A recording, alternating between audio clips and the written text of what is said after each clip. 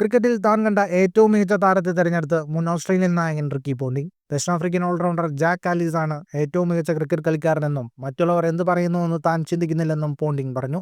Jack Kallis ആണ് ഞാൻ കണ്ടിട്ടുള്ള ഏറ്റവും മികച്ച ക്രിക്കറ്റ് കളിക്കാരൻ. മറ്റുള്ളവർ എന്ത് പറയുന്നുവെന്ന് എനിക്ക് പ്രശ്നമല്ല. ടെസ്റ്റ് ക്രിക്കറ്റിൽ 13,000-ലധികം റൺസും 45 സെഞ്ചുറികളും 292 വിക്കറ്റുകളും നേടിയ മറ്റൊരു താരമുണ്ടോ? 300 ടെസ്റ്റ് വിക്കറ്റുകളോ 45 ടെസ്റ്റ് സെഞ്ചുറികളോ മാത്രമായി നേടിയ താരങ്ങളുണ്ടായിരിക്കും. എന്നാൽ ഇത് രണ്ടുമുള്ള ഒരാളെയുള്ളൂ, അത് കാലിസാണ്. ക്രിക്കറ്ററാകാൻ ജനിച്ചയാളാണ് കാലിസ്.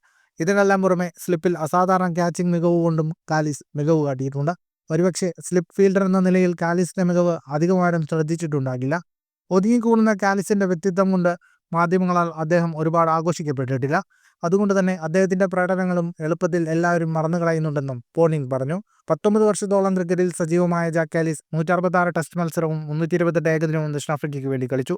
ഏകദിനത്തിൽ 11,579 റൺസ് നേടിയ താരം റൺവേട്ടക്കാരിൽ 8ാം സ്ഥാനത്താണ്.